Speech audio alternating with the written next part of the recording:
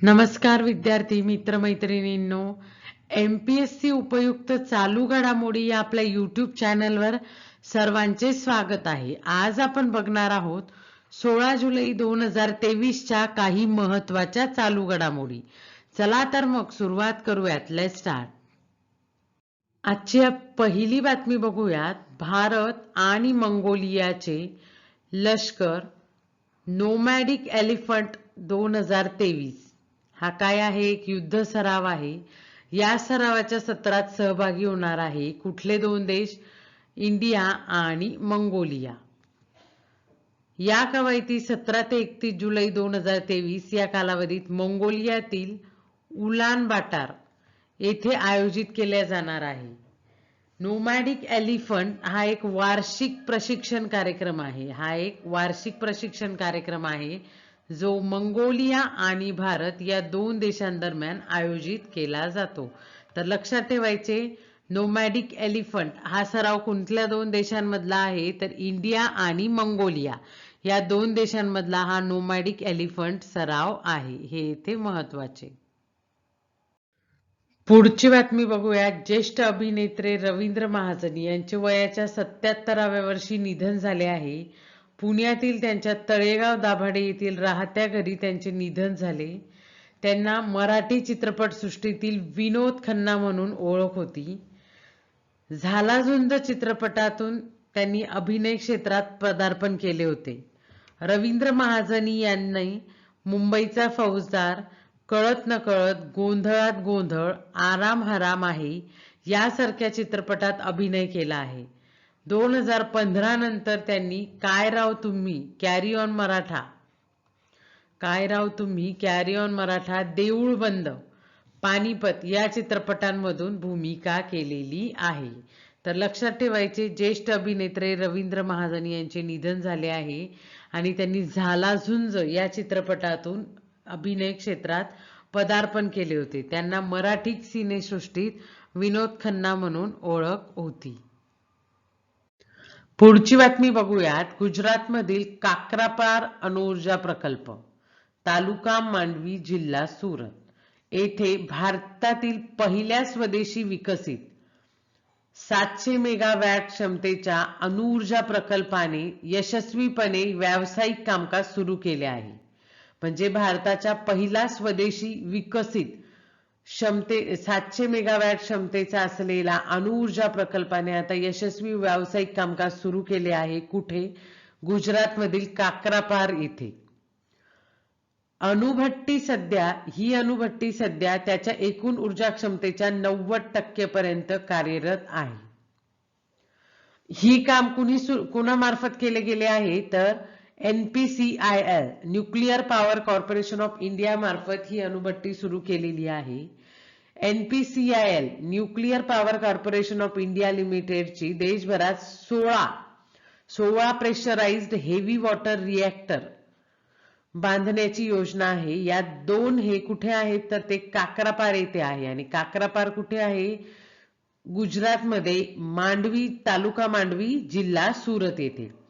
NPCIL हा एक सरकारी मालकीचा उपक्रम आहे जो संपूर्ण भारतामध्ये अणुऊर्जा प्रकल्पांचा विकास आणि कार्यान्वित करण्याचं काम करतो। त्याला विकसित करणे आणि त्याला सुरू करणे, कार्यान्वित करण्याचं काम NPCIL nuclear power corporation of India limited करतं। तर लक्षात ठेवायचं की भारताचा पहिला स्वदेशी विकसित अणुऊर्जा प्रकल्प कुठे व्यावसायिकरित्या चालू करण्यात आलेला आहे व्यावसायिक यशस्वीपणे? तर तो काकरापार येथे चालू करण्यात आलेला आहे। आणि काकरापार हे सुरत मधील मांडवी तालुक्यात आहे, गुजरातमध्ये। हे येथे महत्वाचे। पुढची बातमी बघूयात। सरकारने लेफ्टनंट जनरल MU नायर यांना नॅशनल सायबर सिक्युरिटी कोऑर्डिनेटर म्हणून नियुक्त केलेले आहे। राष्ट्रीय सायबर सुरक्षा समन्वयक म्हणून यांची नियुक्ती झालेली आहे। कुणाची? MU नायर यांची। NCSC म्हणजे नॅशनल सायबर सिक्युरिटी कोऑर्डिनेटरचे पद स्वीकारण्यापूर्वी लेफ्टनंट जनरल नायर यांनी military college of telecommunication engineering मध्ये कमांडंटचे पद भूषविलेले आहे. तर लक्षात ठेवायचे NCSC नॅशनल सायबर सुरक्षा समन्वयक कोण आहे आता, तर MU नायर हे आहेत. पुढची बातमी बघूयात. दुसऱ्या महायुद्धात लढलेले अंतिम जीवित सैनिक, म्हणजे दुसऱ्या महायुद्धात जे लढलेले होते त्याच्यातील सगळ्यात शेवटचे जिवंत सैनिक कोण, तर राजिंदर सिंह धट्ट यांना ब्रिटन सरकारकडून पॉइंट्स ऑफ लाईट या पुरस्काराने सन्मानित करण्यात आले.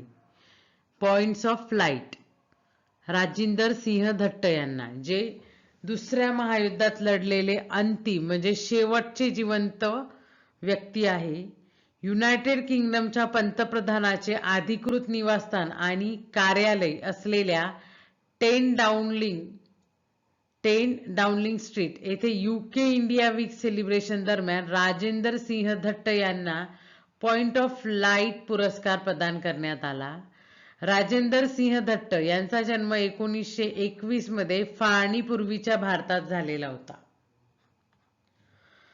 त्यांनी दुसऱ्या महायुद्धात ब्रिटिश भारतीय सैन्यात सेवा केली आणि नंतर लंडनमधील हाउन्सली येथे ते स्थायिक झालेले होते. तर लक्षात ठेवायचं, दुसऱ्या महायुद्धात लढलेले अंतिम जीवित सैनिक राजेंद्र सिंह धट्ट यांना ब्रिटन सरकारकडून पॉइंट ऑफ लाईट या पुरस्काराने सन्मानित करण्यात आलेले आहे. पुढची बातमी बघूयात. Shreyanka Patil women's Caribbean premier league स्पर्धेत निवड झालेली आहे. श्रेयांका पाटील हिची. श्रेयांका या स्पर्धेत खेळणारी पहिली भारतीय महिला क्रिकेटपटू ठरलेली आहे. कुठल्या खेळात, कुठल्या सामन्यात, तर कॅरेबियन प्रीमियर लीग या स्पर्धेत खेळणारी ही पहिली भारतीय महिला क्रिकेटपटू ठरलेली आहे. श्रेयांका या स्पर्धेत गयाना अमेझॉन वॉरियर्स या टीमकडून खेळणार आहे. आता ही कॅरेबियन प्रीमियर लीग काय आहे, तर जसे आपले IPL असते त्याप्रमाणे ही लीग आहे. तर श्रेयांका ही कुठल्या टीमकडनं खेळणार आहे तेथे, तर गयाना अमेझॉन वॉरियर्स टीमकडून ती खेळणार आहे. RCB साठी महिला प्रीमियम लीग मध्ये स्वतःचे नाव कमावणारी श्रेयांका ही पहिली महिला खेळाडू असेल जिला वरिष्ठ आंतरराष्ट्रीय पदार्पण करण्यापूर्वीच परदेशी लीग मध्ये कराराची ऑफर दिलेली आहे. म्हणजे श्रेयांका पाटील ही अशी खेळाडू आहे जी भारतीय आंतरराष्ट्रीय वरिष्ठ आंतरराष्ट्रीय एकही तिने मॅच खेळलेली नाहीये इंटरनॅशनल, पण तिला डायरेक्टली एका विदेशी प्रीमियर लीग मध्ये तिचं सिलेक्शन झालेलं आहे. कुठे, तर कॅरेबियन प्रीमियर लीग मध्ये तिचं सिलेक्शन झाले आहे. आणि म्हणून हिला कुठले खेळाडू म्हटलं जातं, तर अनकॅप्ड खेळाडू असं म्हटलं जातं. अनकॅप्ड खेळाडू म्हणजे जिचं आंतरराष्ट्रीय क्रिकेटमध्ये पदार्पण होण्याआधीच एका परदेशी लीग मध्ये तिला कराराची ऑफर आलेली आहे, तिचं सिलेक्शन झालेलं आहे. श्रेयांका पाटील. पुढची बातमी बघूयात. आपण आता मागच्या काही स्लाइड्स मध्ये बघितलं होतं की पंतप्रधान नरेंद्र मोदी यांचा फ्रान्सचा दौरा चालू आहे. तर फ्रान्सच्या दौऱ्यावरच पंतप्रधान नरेंद्र मोदी यांना फ्रान्सचा सर्वोच्च नागरी पुरस्कार मिळालेला आहे, जो की लीजन ऑफ ऑनर हा मिळालेला आहे. आता या दौऱ्यादरम्यान फ्रान्सचे अध्यक्ष इमॅन्युअल मॅक्रॉन यांनी पंतप्रधान नरेंद्र मोदी यांना 11व्या शतकातील शार्लेमन चेसमॅनची प्रतिकृती भेट दिलेली आहे. शार्लेमन चेसमॅनची प्रतिकृती भेट दिलेली आहे इमॅन्युअल मॅक्रॉन यांनी पंतप्रधानांना. यासोबत पहिल्या महायुद्धात एका फ्रेंच नागरिकाने शीख सैनिकाला फुल भेट दिले ते छायाचित्र आणि 1913 ते 1927 दरम्यान मार्सल प्राउस्ट यांची कादंबरी आला रिसर्च ड्यू टेम्स पर्दू in search of lost time असे याचे ट्रान्सलेशन आहे. आला रिसर्च ड्यू टेम्स पर्दू याचे in search of lost time याची प्रत देखील पंतप्रधानांना फ्रान्सच्या अध्यक्षांनी भेट दिलेली आहे. लक्षात ठेवायचं की काय काय दिलेलं आहे. 11व्या शतकातील शार्लेमन चेसमॅन यांची प्रतिकृती भेट दिलेली आहे. त्यानंतर पहिल्या महायुद्धादरम्यान जेव्हा एका फ्रेंच नागरिकाने शीख सैनिकाला फुल भेट दिले होते त्यावेळेच ते छायाचित्र दिलेलं आहे पंतप्रधानांना भेट. आणि 1913 ते 27 दरम्यान मार्सल प्राउस्ट यांची कादंबरी आला रिसर्च ड्यू टेम्प्ट परदू in search of lost time ही देखील पंतप्रधानांना भेट म्हणून मिळालेली आहे. पंतप्रधान नरेंद्र मोदी यांनी देखील फ्रान्सच्या राष्ट्राध्यक्षांना भेट दिलेली आहे. ती म्हणजे त्यांना गणपती आणि सरस्वतीची प्रतिमा असलेली संगीत वाद्य चंदनाची वीणा भेट दिलेली आहे. म्हणजे चंदनाची वीणा आहे ज्यावर गणपती आणि सरस्वतीच्या प्रतिमा आहेत. ब्रिजिट मॅक्रॉन यांना पोचमपल्ली येथील रेशमी चंदनाच्या पेटीत ठेवलेली साडी भेट म्हणून त्यांनी दिलेली आहे. फ्रेंच नॅशनल असेंब्लीचे अध्यक्ष याएल ब्रॅन पेव्ही यांना हाताने विणलेल्या रेशमी काश्मीरी गालीच्या पंतप्रधान मोदींनी भेट दिलेला आहे. हे इथे महत्वाचे आहे. पुढची बातमी बघूयात. आशियाई ॲथलेटिक्स अजिंक्यपद स्पर्धा 12 ते 16 जुलै दरम्यान पार पडली बँकॉक थायलंड येथे. या स्पर्धेत भारताने एकूण 6 सुवर्ण 9 रौप्य आणि 12 ब्रॉन्झ मेडल जिंकलेली आहे. म्हणजेच कांस्य पदके जिंकलेली आहेत. या स्पर्धेत पदक तालिकेत जपान सर्वप्रथम आहे. म्हणजे या स्पर्धेत जपान पदक तालिकेत पहिल्या स्थानावर आहे आशियाई ॲथलेटिक्स अजिंक्यपद स्पर्धेत. या स्पर्धेत सर्वेश कुशारेन तिहेरी उडीत रौप्य पदक मिळवले आहे. 2013 मध्ये पुणे येथे झालेल्या आशियाई ॲथलेटिक्स अजिंक्यपद स्पर्धेत जतीन थॉमस यांनी तिहेरी उडीत रौप्य पदक जिंकले होते. ते भारताचे पहिले तिहेरी उडीतील आंतरराष्ट्रीय पदक होते. आता जतीन थॉमस हे सर्वेश कुशारेनचे प्रशिक्षक आहेत. सर्वेश कुशारेनला मिळालेले पदक तिहेरी उडीतील दुसरे आंतरराष्ट्रीय पदक आहे आणि सर्वेश कुशारेनचे वैयक्तिक हे पहिलेच आंतरराष्ट्रीय पदक आहे.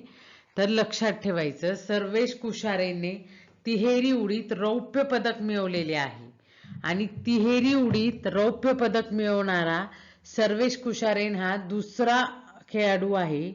पहिल्यांदा तिहेरी उडीत जतीन थॉमस यांनी रौप्य पदक मिळवलेले होते. या स्पर्धेत ज्योती यायारजी ने 100 मीटर अडथळा शर्यत स्पर्धे प्रकारात सुवर्ण पदक जिंकलेले आहे. ज्योती यायारजीने 100 मीटर अडथळा शर्यत प्रकारात सुवर्ण पदक जिंकलेले आहे. 1500 मीटर धावणे शर्यत प्रकारात अजय कुमार सरोज याने सुवर्ण पदक जिंकले आणि तिहेरी उडी प्रकारात अब्दुल्ला अबुबाकेरने सुवर्ण पदक जिंकलेले आहे.